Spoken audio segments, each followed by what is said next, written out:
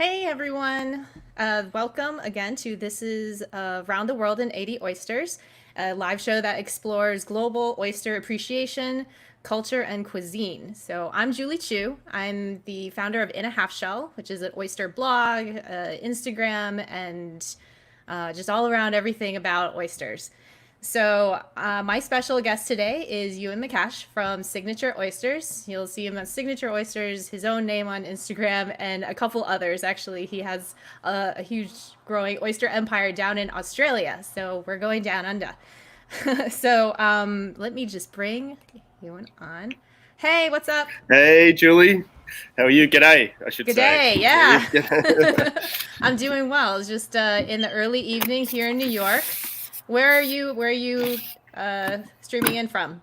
So, yeah, I'm down at the Oyster Life Farm on the Clyde River, which is about 4 hours south of Sydney on the east coast of Australia. You can see, I'll just swing my laptop around for everyone. You can see us here down at Amazing. the oyster sheds on the Clyde River. So the industry's been here for more than 100 years, I think. Oh, cool. I was gonna pull out if I just search for Clyde River. Yeah, Clyde River, Australia. I think there's one in Australia. Scotland or Ireland. Actually, New South Wales? yes, that's it. Okay. Oh, sorry. Apologies. If you hear something in the background, it's New Yorkers clapping at 7 p.m. for Okay. for their healthcare services. Okay, so here we go. So where are Yep. you So you at? can see Bateman's Bay. That's Ah, us perfect. there. Yep. And you can see like it's a quite an open bay on the east coast, and then not a massive river, but the Clyde River runs up into what is mostly just forest. Got it. It's very quite a clean, undeveloped area, very remote, which is great that this sort of the current sort of world crisis and pandemic Yeah. All right, just to where. give you guys a big out zoom context. So yeah, south of Sydney. Cool. Very cool. Yeah, so Okay. I grew up down here and surfing and fishing, and my father was a commercial fisherman, but we were not oyster farmers. That was something that came later. Okay. And then so how did you get into the business of oysters? Yeah, so I did a marine science degree at university and was interested in aquaculture, growing fish, and I was working on after finishing the degree, working on in a prawn farm. But it was my father, Kevin McAsh, who he'd once been a commercial fisherman when he was younger, and he wanted to get out of the local sort of government service. And he kept asking me, can we fish farm? Can we prawn farm? And I was like, not really. It's too cold. It's quite expensive. But Yeah. he said, what about oysters? And I said, well, you know what? It's a really great area for it. Then they're sustainable. I really like the idea that we didn't have to feed them or treat them, and they grow naturally in commercial quantities in the river. Compared to other aquaculture. Not that there's anything wrong with other aquaculture. And the next week he rang me up and said, I've bought an oyster farm and I've Amazing. quit my job and I've bought an oyster farm. So that's pretty naive. I sort of came down as I was 24 years old, and there was an old couple running like an old farm. Like I can sort of show you how Oh old the yeah. industry is. Like this is not the shed, but it's pretty much like it. And I thought, I'm a young guy. I'll just work twice as hard and make twice as much money. Yeah. Yeah. But of course, you get into the industry and you realise there's quite a lot of work. It's been in New South Wales. It was quite an old industry. It was run into the ground. All the equipment was old.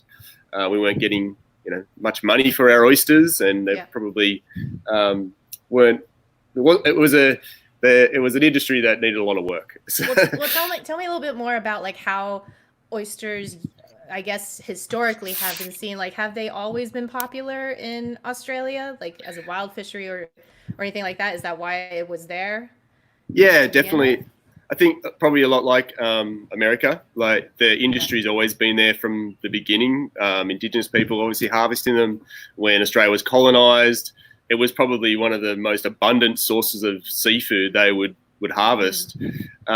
But over time, we've depleted the natural sort of wild stocks, and aquaculture started. And also, I guess, just if we come fast forward to the last sort of 20, 30 years, there's just been other options other than oysters. So oysters are still highly regarded and eaten. At Christmas and Easter, we've had a big Easter. But I guess they're not seen as the easiest thing to open, which is a challenge for. Sure. But yeah, still very popular, still highly regarded. People love oysters in Australia. Well, you mentioned those holidays. Like, are those just the main times that oysters are consumed, or are you saying like they're consumed year round, but they just happen to be consumed more during the holidays? Yeah, so just more during the holidays. Oysters are generally eaten year round, and they're an entree at restaurants. So Okay. And at seafood buffet bars and at resorts and stuff like that. So they're still quite they're eaten year round, really. Australia's a big place as well. So. Yeah. And are they primarily enjoyed just raw on the half shell, or do you find a lot of cooked oysters in recipes? No, I think Australians probably mostly eat them raw. Obviously, we still cook some, but mostly raw in the half shell. And I have to say, when I travel to the US, or what you guys just do great stuff with barbecued and cooked oysters and sauces. So it's I love it. I love it. I want to bring some of that back here, actually. That's amazing. So that's not really popular, like grilled or Rockefeller style, or. No, it just generally tends to be fresh shucked, is the way to have oysters in Australia. Yeah. Okay, well, here's a question related to fresh shucked, because I feel like I had a chance to go to Melbourne and the Barossa Valley a couple years ago for a few days, like too short. But I found like there was no place that would shuck on demand. I feel like every place, like all the oysters were pre-shucked in the morning. So what is up with that? I don't know. Do you agree? Is that a thing, or? Yeah, so unfortunately, in Australia, it's a thing. Just over the years, it just became the way people would pre-shuck oysters and rinse them under fresh water and package them up under plastic, and they were really convenient and easy to buy, but obviously not the best product, So to get a fresh shucked oyster, to date, you generally have to go to a 5-star restaurant where they'll shuck you a fresh oyster. Oh, goodness. Well, I feel very lucky now. Yeah. Again, I can't say enough about the oyster culture in the US, where I could fly into Alabama, and at 11 p.m. at night have the guy behind the bar serve me a Bud Light and shuck me, a Virginica oyster, a dozen of them. So, sure. And I'd like to bring that back to Australia, where any bartender or cafe barista could also shuck me an oyster. Is there anybody who's doing kind of work like that in Australia right now? Signature Oysters, which is our marketing company, was trying to do that. And I mean, there's lots of great oyster farmers out there social media is the thing now, especially with this last sort of, with the pandemic and COVID, there's been this real big push for people to buy oysters, shuck them at home. That's the best way to have oysters, is shucked yourself. And it's not that hard.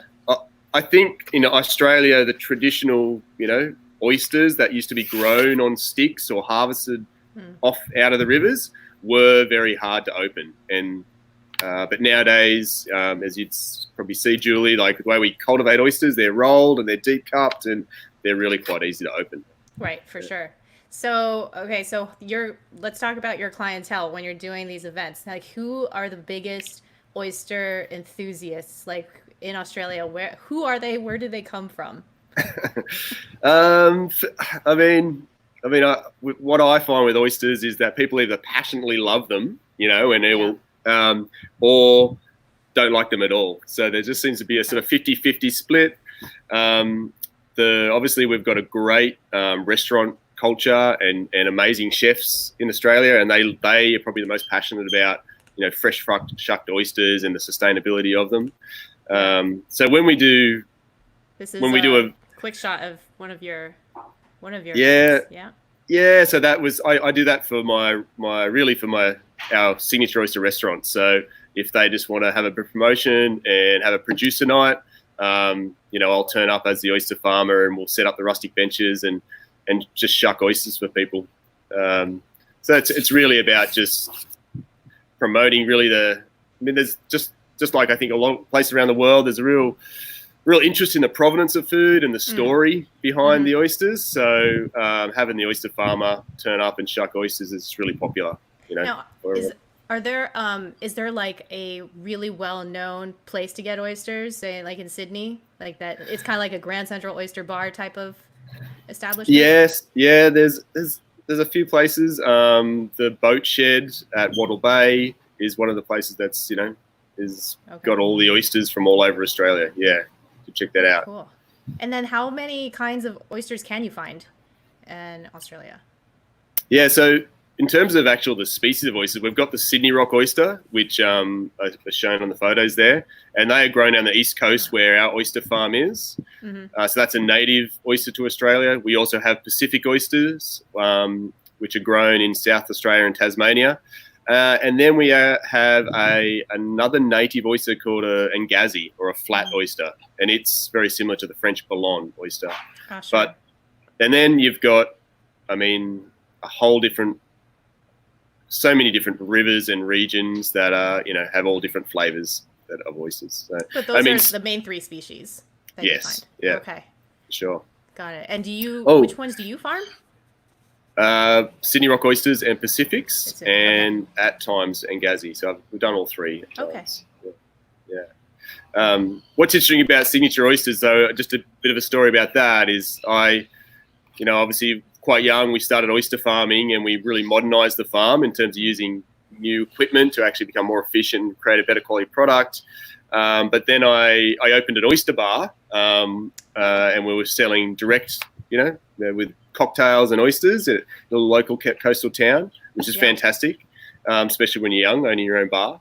But then through the bar, that's where I sort of realized that people were sort of more interested in the story, about the oysters and where they came from, and then they were really on the price or the size. And we really started, so I basically created, and then I also started dealing with chefs and talking to different chefs. So I created a product called Ewan McAsh's Signature Oysters that had a box like you've seen there with a flyer with my story on it and a picture. And that got quite successful. So we started supplying more and more restaurants all around Australia until I couldn't really keep up with supply from one farm. So we created just Signature Oysters, and now we've brought in nearly 20 farmers from all over Australia that pack and send their best oysters direct to restaurants with their story, telling the provenance of the oysters. So that's where Signature Oysters really came from. That's amazing. So I remember going to the website, and I love actually seeing all the profiles of the different people and their backgrounds, and just kind of the brand that they farm. It's really cool. So it really helps build that connection. By the way, I always forget to tell people who are watching, please ask questions in the comments section. If you type them in, and at the end, if we have time, we'll definitely answer a couple. So if you have any burning questions about Australian oysters, oyster culture for Ewan, just type it in there and then we'll get to them. So sorry, back to what you were saying. Just that. So the way it happened too is like I was packing Ewan McAsh's Signature Oysters, and then I was also doing sort of sales and marketing for other farmers, and I'd run out of my own oysters. So I go, oh, this farmer's got great oysters, I'll just pack them in my box. And then the chefs would ring me up and they'd be like, oh, Ewan, the oysters tasted really different this week. Why was that? And I was like, sure. And I'm like, well, actually, they're not my oysters. They're, Craig Lavis's oysters from another river. And so hence that's where Signature Oyster came from, because it really did, there really is a difference between the different farmers, the way they farm them, and the flavors of the different rivers. I do really enjoy the fact that with Signature Oysters, we've been able to maintain that, the individualness of each farm, and what they do. Well, do you see consumers now asking for certain oysters by name at the bar, or is it like, just give me the freshest oysters or the biggest oysters? I think people are just asking for where they're from. I don't think there's definitely, it's not so much about having their favorites, but I hope they do. But people, we've definitely seen a massive uptake in home delivery of oysters, and people loving getting oysters that have been packed by the farmer sent to their home. So yeah, fresh, direct. That's what people are looking for. Or And visiting the farm, yeah, as well. okay, sure, yeah. Do you notice like any specific demographic, like age range that is more open to trying oysters at home, or does it sort of run the gamut? Traditionally, it was always sort of an older generation that we used to eat a lot of oysters, that we used to collecting their own oysters, I guess. But now, full spectrum. Okay. Anyone over 20, really, getting into the healthy, fresh seafood. So yeah, Okay. full So gamut. okay, switching gears. So I had, like I said, the opportunity to visit.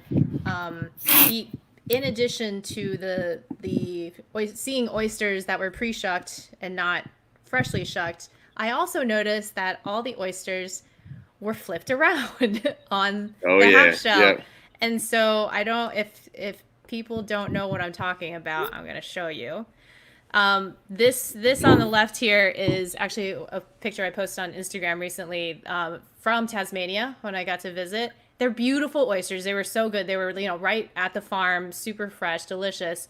And then as comparison, this is something that I had shucked myself at home, and this is how I typically shuck. But what I'm talking about is like in Australia, I noticed that everybody flips their oyster upside down.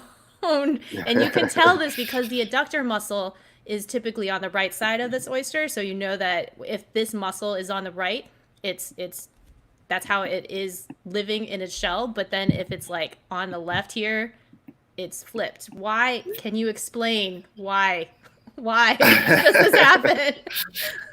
Well, I mean, to be honest, the reason why they started flipping them is because it was seen as a quick way to get the oyster out of the shell, rinse off any grit, and then put it back in, and you'd flip it up the other way because it had that big full belly. Ooh, thanks. I just got Lynn. Say hi, Lynn. She's just bought over some oysters for us. Oh, how serendipitous. I was just texting you. The perks of being on a farm.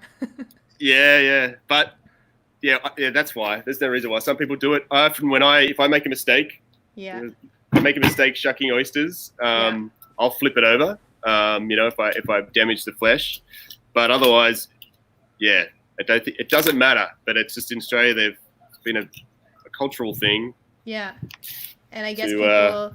Oh, here we go. There we go. And I guess I imagine that the people who are shucking that way is just teaching the next round of people to shuck the same way, and so they feel like that's just the way you do it. Yeah, it doesn't affect the flavor. Yeah. We have the same I have the same conversation with chefs. I do it for everyone here. Like, so that's unflipped, and then you flip it over. Yummy! Oh, that looks so good. Yeah, I'm gonna eat it. You can eat it. Do it. Mm. When I had Chef Drew Deckman from Mexico on last week, he had his wine and his oysters, and I think I need to start doing that now. Like in the evening, I should really have my oysters and wine. Could be a fun chat that way. I mean, that's whenever I talk to people about how they should eat oysters, it is like that. It's like get your 3, 4, 5 dozen oysters. Just keep them in a bowl. Just cool or in the fridge, and just eat 3 or 4 a night when you're having a glass of wine or a beer. Like, that's how we should be eating oysters. Just don't have to go to a restaurant. Just have them at home and just eat them over the course of a few days. Yeah, super easy. So casual. I have a couple more questions, but I really want to bring this one up from one of our viewers. So Anne asks, with your oysters being grown in a river, how does that affect their salinity and other aspects of terroir? I think we're talking to an oyster aficionado here. Actually, it's one of my good friends. Yeah.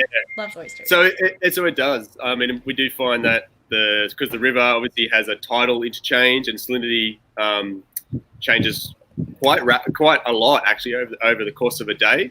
Depending on the different time of day we harvest, we'll get a different salt flavor. But what I have noticed is in terms of memoir, I'm not really sure on that term, but like we do, you still have a sort of core flavor that seems a bit individual to each sort of region or what river. So even if the salinity might change a little bit, there's a core flavour that will stay the same. And I can taste a Clyde River oyster, blind taste, just because I eat them every day and I know what they are. So, really? Do you think that's? I suppose that is just like the mineral content of the water and the environment that's just playing into the.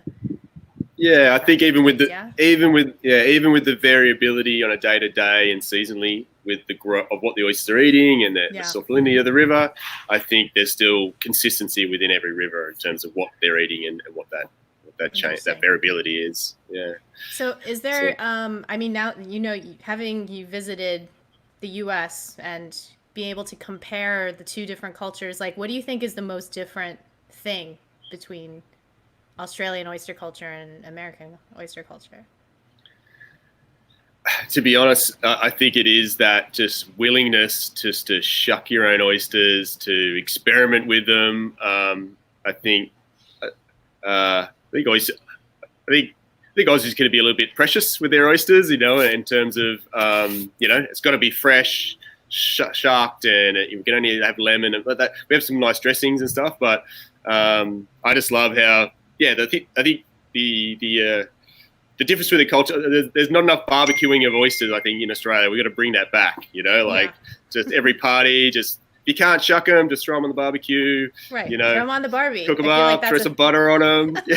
I'm surprised that's just not done. I know. Yeah. So, well, maybe is it because oysters are really expensive and nobody wants to throw money at that? Yeah, I mean... Expensive? Yes, yeah, they are. Yeah. They are, and I mean, Australia's a big place with a small population, so it's harder to. It's quite the expensive. What makes oysters expensive is the transport. Transporting them around the place. So, but I think I'm working pretty hard, I guess, with the Signature farmers and on the Oyster Life farm to try and sort of.